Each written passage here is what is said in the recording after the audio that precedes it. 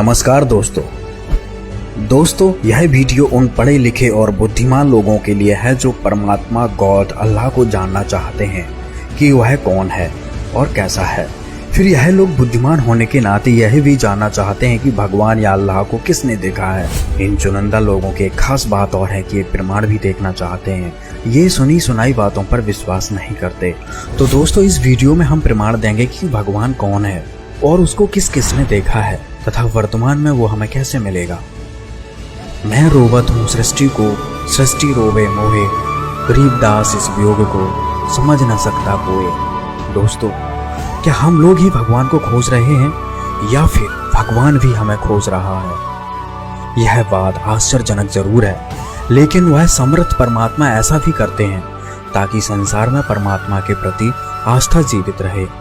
इसके लिए परमात्मा अपने बच्चों को तत्व ज्ञान से परिचित कराने के लिए प्रत्येक युग में प्रकट होते हैं, जिसका समर्थन हमारे सद्ग्रंथ भी करते हैं कि वह परमात्मा प्रत्येक युग में प्रकट होकर मनुष्य की तरह एक जीवन व्यतीत करते हैं और अपनी आत्माओं को सत्य ज्ञान प्रदान करते हैं। सतयुग में सत सुकृत कह टेरा, त्रेता नाम मुनिंद्र मेरा, द्वापर में करुणा मैं कहाया, कलयुग नाम कबीर धराया। जी हाँ दोस्तों, वह कबीर परमेश्वर ही है जो प्रत्येक युग में अलग अलग नामों से प्रकट होते हैं और अपनी प्यारी हंसात्माओं को सतमार्ग सतभक्ति देकर मोक्ष प्रदान करते हैं। तो दोस्तों आज हम चारों युगों की बात करेंगे और जानेंगे कि किस किस पुण्यात्मा को परमात्मा मिले। सबसे पहले बात करते हैं सतयुग की। सतयुग में परमात्मा सत सुकृत नाम से आए थे और सबसे पहले ब्रह्मा जी से मिले। उनको तत्व ज्ञान से सृष्टि रचना का ज्ञान करवाया, जिससे वो काफी प्रभावित हुए और परमेश्वर के उस ज्ञान को अद्वितीय बताते हुए प्रथम मंत्र प्राप्त किया। परमेश्वर ने ब्रह्मा तथा सावित्री जी को उपदेश दिया।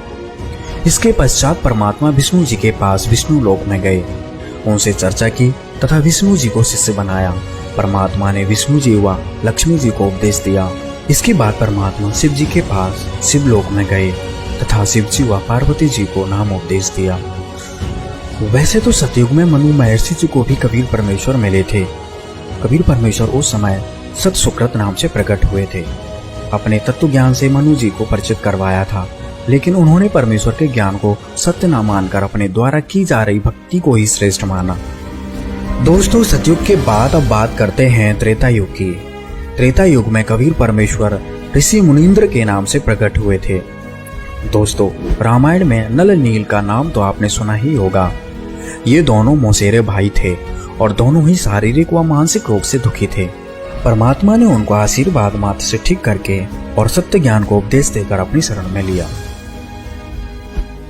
इस युग में परमात्मा लंका में रहने वाले चंद्र विजय भाट व उनकी पत्नी कर्मवती को भी मिले और उसके बाद रावण की पत्नी मंदोदरी जी और भाई विभीषण को ज्ञान समझाया। यही कारण था कि राक्षसों की नगरी में होने के बावजूद भी ये धर्म का पालन करने वाले थे, किंतु रावण अभिमानी था, जिस कारण उसने किसी की ना सुनी और अपना सर्वनाश करवाया। मुनींद्र ऋषि जी के रूप में परमात्मा हनुमान जी को भी मिले थे। जब उन्होंने सीता जी द्वारा दी गई सच्चे मोतियों की माला को यह कहकर तोड़ दिया कि इसमें राम का नाम नहीं है, जब सीता जी के कटु वचन कहने पर हनुमान जी ने अपना सीना चीरकर अपने अंदर लिखे राम नाम को दिखाकर अयोध्या को त्याग दिया था। उसके पश्चात मुनींद्र ऋषि रूप में परमात्मा ने हनुमान जी को समझाया कि जिस रामचंद्र जी की आप भक्ति करते हो वह परमेश्वर नहीं है। मुनींद्र जी ने कहा कि मैं ही पूर्ण परमात्मा हूँ। तब हनुमान जी ने सत्य ज्ञान को स्वीकार किया। इसका प्रमाण पवित्र कबीर सागर के हनुमान बोध में है। अब बात करते हैं दोस्तों द्वापर युग की। दोस्तों त्रेता के बाद द्वापर युग आता है, जिसमें परमेश्वर कबीर जी करुणामय नाम से प्रकट हुए थे। उस समय एक वाल्मीकि जाति में उत्पन्न भक्त सुदर्शन सुपच उनके शिष्य हुए थे। इन्हीं सुदर्शन जी ने पांडवों के यज्ञ को सफल किया था, जो ना तो श्री कृष्ण जी के भोजन करने से सफल हुई और ना ही 33 करोड़ देवताओं, 88,000 ऋषियों आदि के भोजन खाने से सफल हुई थी। इस युग में परमेश्वर ने राजा चंद्र विजय और उनकी पत्नी इंद्रमती को भी सच्चा ज्ञान समझाया था, जिससे उनका भी कल्याण हुआ। दर्शकों अब हम बात करते हैं कलयुग की। आज से ठीक 623 वर्ष पहले पूर्ण परमात्मा अपने वास्तविक कबीर देव नाम से प्रकट हुए तथा काशी में नीरू नीमा नामक एक निसंतान दंपति को लहरतारा तालाब में कमल के फूल पर मिले। परमेश्वर कबीर जी ने रामानंद जी का शिष्य बनकर उनका उद्धार किया। स्वामी रामानंद जी अपने समय के सुप्रसिद्ध विद्वान कहे जाते थे। परमेश्वर कबीर साहब जी ने उन्हें यथार्थता से परिचित करवाकर सतलोक के दर्शन कराए। उस समय गोरखनाथ जी ने भी कबीर साहब जी के साथ ज्ञान गोष्ठी की, फिर सिद्धियों के बल पर परमात्मा जी की परीक्षा ली, जिसके बाद गोरखनाथ जी को विश्वास हो गया कि यह पूर्ण परमात्मा है, यह उनका अवतार है। अंततः परमेश्वर कबीर जी से सतनाम लेकर भक्ति की तथा सिद्धियां प्राप्त करने वाली साधना को त्याग दिया। सिख धर्म के प्रवक्ता श्री नानक देव जी को भी पूर्ण परमात्मा कबीर साहब जी मिले। गुरु नानक देव जी को परमात्मा वेई नदी पर मिले। उनसे काफी देर तक ज्ञान चर्चा करने के बाद उन्हें सतलोक का दर्शन कराया तथा 3 दिन तक सतलोक की सैर करवाकर सत्य ज्ञान से परिचित करवाकर वापस छोड़ा। इसके अलावा गरीबदास जी महाराज जी को भी पूर्ण परमात्मा 10 वर्ष की आयु में जिंदा महात्मा के रूप में मिले थे। उन्हें सतलोक सचखंड दिखाकर अपने अद्वितीय ज्ञान से अवगत कराया तथा अपनी महिमा की वाणी पुनः प्रकट करवाई। बांधवगढ़ के सेठ धनी धर्मदास जी जब 68 तीर्थ की यात्रा पर निकले हुए थे, तब पूर्ण परमात्मा कबीर साहब जी जिंदा बाबा के रूप में धर्मदास जी को मथुरा में मिले और कर्म कांड में उलझे धर्मदास जी को सत्य ज्ञान सतमार्ग बताकर सद्भक्ति प्रदान की तथा सतलोक के दर्शन करवाए थे। संत दादू दयाल जी जब 7 वर्ष के थे, तब भी परमेश्वर कबीर जी सशरीर प्रकट होकर उस पुण्य आत्मा को ज्ञान समझाया और अपनी शरण में लिया और उनको भी अन्य पुण्य आत्माओं की तरह परमेश्वर कबीर जी ने 3 दिन सतलोक दिखाया। कलयुग में ही श्री मलुकदास जी साहब को पूर्ण परमात्मा मिले तथा 2 दिन तक सतलोक दिखाया। तब तक श्री मलुकदास जी अचेत रहे। बलक बुखारे के बादशाह इब्राहिम सुल्तान अधम को कबीर परमेश्वर मिले और उनका राजपाट छुड़वाकर भक्ति प्रदान करके उनका कल्याण किया। मुसलमान धर्म के प्रवर्तक हजरत मोहम्मद जी को भी परमात्मा कबीर देव जिंदा महात्मा के रूप में मिले और उनको सतलोक लेकर गए, लेकिन उनकी रुचि वहां नहीं हुई। कुरान में लिखे कबीरन, खबीरन, कबीरा ये नाम वही संकेत करते हैं।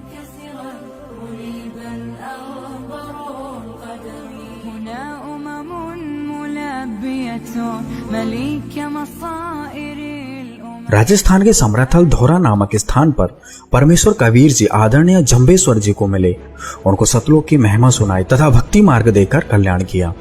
दोस्तों, कलयुग में और भी अन्य महापुरुष हुए जिनको परमेश्वर कबीर जी मिले, जैसे पीपल जी, धन्ना भगत जी, रविदास जी, घीसादास जी आदि। तो दोस्तों, इस वीडियो को देखकर आपको पता चल ही गया होगा कि किस प्रकार परमात्मा प्रत्येक युग में हमारे लिए, हम जीवों के उद्धार के लिए प्रकट होते हैं। वे हमारे परमपिता हैं और हमें सच्चा ज्ञान व भक्ति देकर पुनः उस सुखमय स्थल पर लेकर जाना चाहते हैं जहां से हम गलती करके यहाँ काल लोक में आ गए हैं। दोस्तों, इन सभी महापुरुषों को परमेश्वर कबीर जी मिले तथा सतलोक दिखाकर वापस छोड़ा, जिसके बाद उन्होंने परमेश्वर कबीर जी के वचन पर डटकर भक्ति की। अतः आप सभी से हमारा निवेदन है कि वर्तमान में पूर्ण परमात्मा कबीर साहब जी के अवतार रूप में संत रामपाल जी महाराज जी आए हुए हैं और वही सत्य ज्ञान जो कबीर साहब जी ने बताया, वही ज्ञान संत रामपाल जी महाराज बता रहे हैं। प्रभु प्रेमी आत्मा इस ज्ञान को स्वीकार करें। मानव जाति के लिए संत रामपाल जी महाराज द्वारा दिया गया ज्ञान अनमोल खजाना है। अभी तक हमने जिन भी महापुरुषों के नाम बताए, उन सभी महापुरुषों की वाणी में कबीर परमात्मा की महिमा का विस्तार से वर्णन किया गया है, लेकिन वर्तमान में पूर्ण परमात्मा की सही जानकारी केवल संत रामपाल जी महाराज जी ने जनसाधारण को बताया है। कुछ धर्म के स्वार्थी लोगों ने परमात्मा की इन वाणियों को कि कबीर ही परमात्मा है और परमात्मा किन किन लोगों को मिले, इन सभी वाणियों को छुपा कर रखा। तो आप सभी से निवेदन है, इस सारे तत्व ज्ञान को विस्तार से जानने के लिए संत रामपाल जी महाराज जी के मंगल प्रवचन अवश्य सुने। दोस्तों, इस पूरी वीडियो को देखने के लिए आपका बहुत बहुत धन्यवाद। अंत में परमात्मा कबीर साहब जी के एक वाणी के साथ इस वीडियो का समापन करते हैं। कबीर परमेश्वर ने कहा है, कबीर जो जन हमारी शरण है, ताका हूँ मैं दास, गैल गैल लाग्या फिरूं, जब तक धरती आकाश। धन्यवाद।